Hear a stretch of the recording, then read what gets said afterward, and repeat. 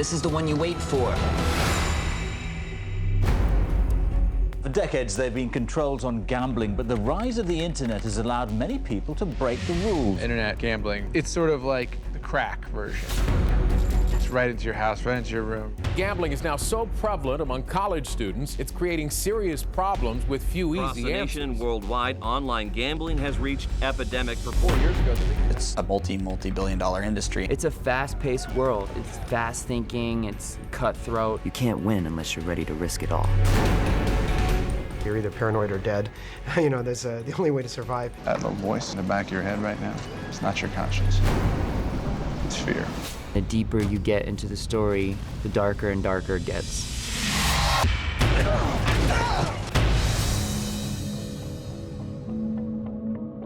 I told myself at least like 20 times I'm never going to play poker again, and then 2 days later, I either want to play really bad or I see games where people just play really bad, and I'm like, wait, why would I ever quit poker? This is amazing. I think poker has a universal appeal because it's mano a mano. Anybody can play. You don't have to be a member of some large society. You don't have to be some famous player. If you have the ability to just sit down and play, you can. The internet has birthed a generation of young people who just want to redefine everything and start their own galaxy of entrepreneurial activity. Gambling is forbidden on campus. And if you don't change your tune, you're going to be forbidden on campus as well. I think from a law enforcement perspective, gambling was not considered a really serious crime as compared to drugs and gun running and human trafficking. In about 1995, the internet came into mainstream usage, and very, very quickly, some very, very smart people figured out ways to use it for gambling. And so online gambling became a huge draw for people to be able to do all types of gambling activities without having to bet with a bookie necessarily, and having to go to Las Vegas to make a sports bet. It became a lot easier. There was just like free money going around. And it was kind of the Wild West of poker. At that time, there were a lot of websites popping up. You could get a game at any stakes anytime you want. You have this huge player pool that you could play against. 21-year-old kids or people in their 50s had that exact same experience. They started playing more frequently online. I initially thought that it was all going to be gangsters and mafia run, and it wasn't at all. It was a group of young, tech-savvy entrepreneurs, and because there was really no rules, they all went on the internet and created their own path through the jungle, really. 2003, the boom happened. That's when Chris Moneymaker won at the World Series of Poker. This was someone who was not a professional poker player. This is someone who put 40 bucks on an online site called PokerStars, and with that 40 bucks won a $10,000 World Series of Poker main event seat, and then won the World Series of Poker. He just happened to have the perfect name, the greatest persona, and it just caught the nation by storm. But it wasn't just the United States. It really took the world. Internet gambling has become a $12 billion global business. I had always played games as a kid, and I loved like every card game I played. And when I saw Chris Moneymaker win a 2003 World Series, I was like, you can make a lot of money playing poker. I started playing online, and I was getting better because the players online were a lot better than like my friends at school. Look, I've been 3-tabling. I find a guy on the 4th who's acting like it's his life's mission to give all his money away. So is your plan just to gamble for your tuition money? By like the 3rd year of college, I was probably paying with poker for all my expenses at school. I was making more money at poker at this point than I was making at my job. So I said, well, there's no point to continue working. I might as well just quit my job and see how I can do at poker. Internet gambling has turned into a huge business. No law existed because this was a technology that had never existed before. Look, see his starting hands and betting patterns? This guy's a weak player. There are tells and timings when people play online. Very much like real life poker. It's about looking at a person's history and remembering what that person does. I can't read you twitching or how many times you're flicking your cards over, but I can read a whole other set of behavioral patterns that you will possess online. If you're given 30 seconds, either fold, check, or bet, how fast are you doing it? Are you waiting all 30 seconds? Are you doing it right away? The first year or two that I played poker online, I played 1 table at a time. And then one day I started playing 2. And then I added 3, and then 4, and then 4 became 8, and 8 became 12. Guys are playing like 6, 7, 8, 9, 10 games at once. In the same time I used to be able to play 100 hands, I can now play 400 hands. I have a lot of friends who play 24 tables at a time, and it's really about experience. If you're a person that grew up with internet poker, you're going to have seen a lot more hands every single year than someone who's playing terrestrial poker. So the old-time poker pros really find it tough to play against the guys with so much experience from the online poker. I could get up to 5,000 or 6,000 hands a day, 10 or 12,000 if I really wanted to, but that would have been like a big day. It's like everything you ever thought you wanted when you were 13 years old.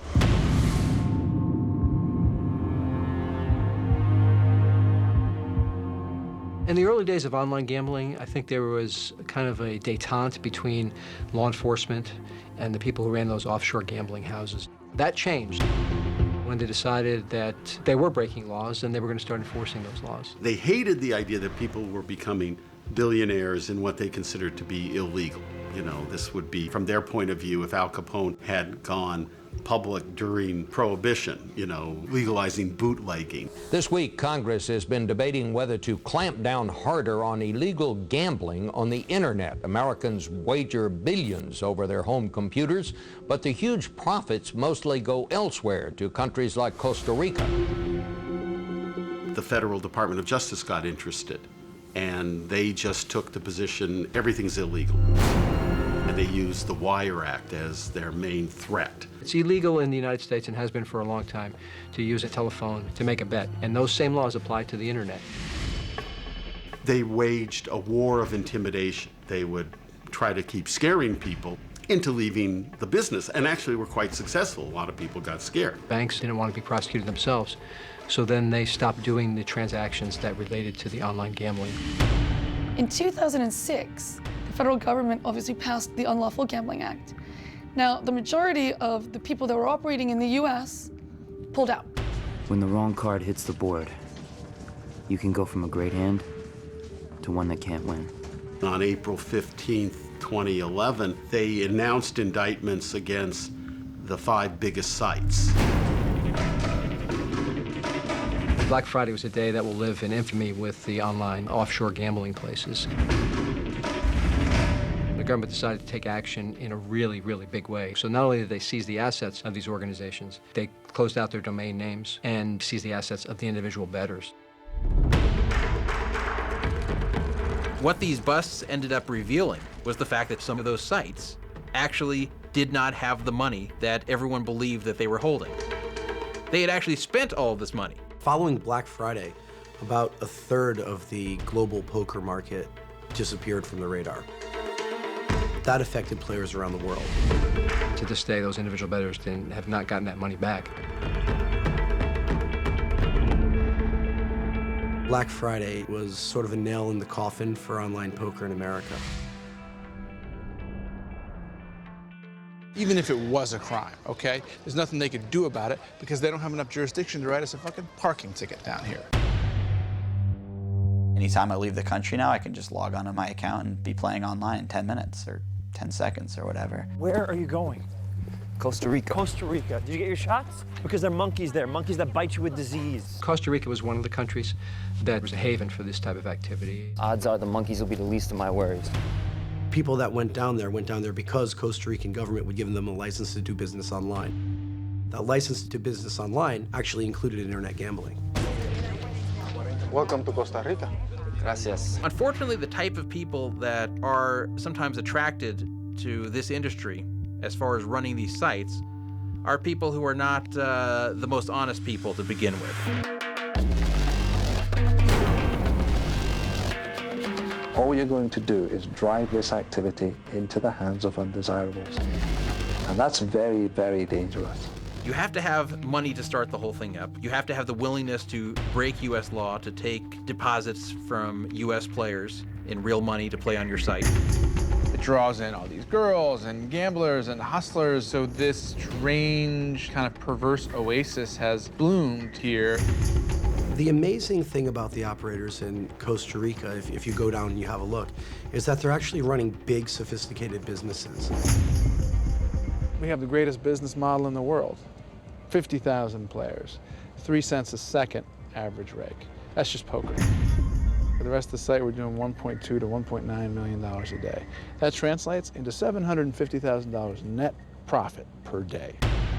These are massive companies oftentimes on multi-story buildings that they've erected specifically for online gaming, running extremely sophisticated data centers, hiring extremely technical staff. This is the house. Why the house? Because the house always wins. The vast majority of players throughout the past decade had a completely fair game, but there are exceptions to every rule. I don't want to play online poker because I'm afraid I'm going to get cheated.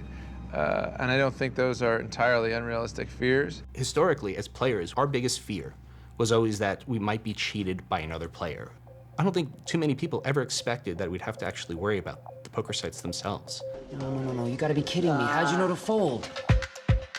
It's not a real deck you're seeing shuffled in front of you. Is there any form of rigging of the game against you? The problem with poker in general is because you have human beings involved, every time you create a better mousetrap, you get smarter mice. There are people that are really, really smart that develop those programs that let us do online gambling. And if they're smart enough to develop the programs, they're smart enough to figure out a way to rip us off. When you get beat straight up, it hurts like hell. When you get hustled, it's a fucking dagger in the eye. In the early days, a couple of networks didn't take game integrity as seriously. And players felt that they didn't need to do their due diligence. It's like buyer beware. No one had considered that somebody hacked into the program and could see your hole cards. And when they figured out that was happening, everyone was freaking out. You were right. See this right here? This is way outside the norm. I was realizing my worst nightmare, and that is playing on sites where the game actually wasn't honest and where I actually was against opponents that could see all my cards and were cheating me. If you walk in any casino in the world, you've got cameras all over the place. And you do need to maintain that level of scrutiny when you're dealing with a lot of money. It raised the standard on what is necessary to be a good company in the poker world. I mean, a lot of the companies that were really shady back in the day are falling to the wayside, and the companies that are more reputable are doing really well. Online, we have tremendous amounts of algorithms to try and find if people are colluding with each other. I compared it against thousands of players, right, with at least 2,500 recorded hands. Look how far outside the normal win rates the guys who beat you are. What's that, like over 1,000,000 to 1? Dude, it's like winning Powerball 4 times in a row.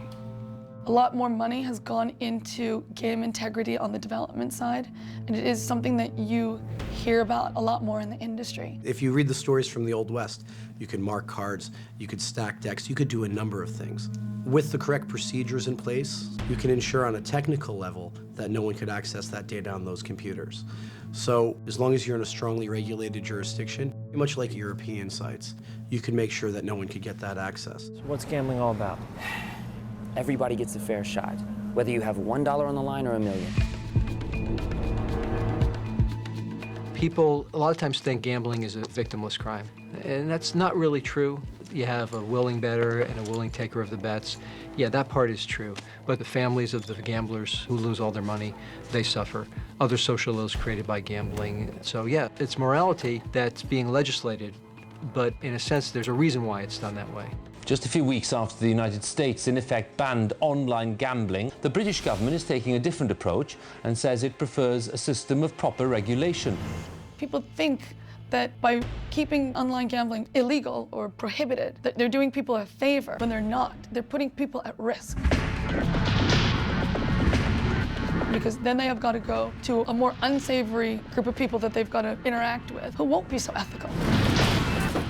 I mean, of course, gambling tax brings income to the economy. That is absolutely the case. But, you know, the overriding objectives of our gambling regime are the protection of the vulnerable and protection of children, fairness, and keeping gambling crime-free. I think in the next 5 to 10 years, we may see online gambling in the United States that's completely legal. Only it'll be regulated and taxed. It follows the trend that we're in, which is a great expansion of legal gambling in the US and actually all over the world. The states are desperate for money, so they're all looking to legalize internet poker. There's a race going on right now between Nevada, New Jersey, and Delaware on who's going to be first. And whoever is first, the other states are going to follow very quickly. Everyone gambles. They may call it something else, like the stock market or real estate. But make no mistake, if you're risking something, you're gambling. It's the new American dream. The more access we have to things, the faster we want them. And you can get everything at the click of a button now. Why would you make someone fly from New York to Nevada to go and play roulette when you could actually bring that right to them? So internet gaming really is just the logical progression. It has to happen. I make it possible for a fat guy in Cleveland to play Omaha high-low in his underwear in his living room. Shoot.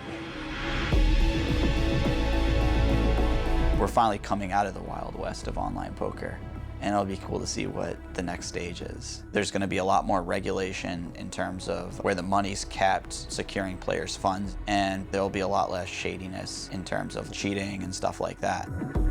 Poker is a game played by presidents and our leaders for centuries. Nixon was a player, Obama's a player. Historically, this is a major part of American society, yet we have seemed to have demonized this game that we play. Just ask yourself one thing. Are you doing something wrong? Are we? It's a game of skill, a game of intelligence, a game of understanding your fellow man and psychology. The perfect balance of skill with a component of luck. And you have to lose sometimes in order to win as well.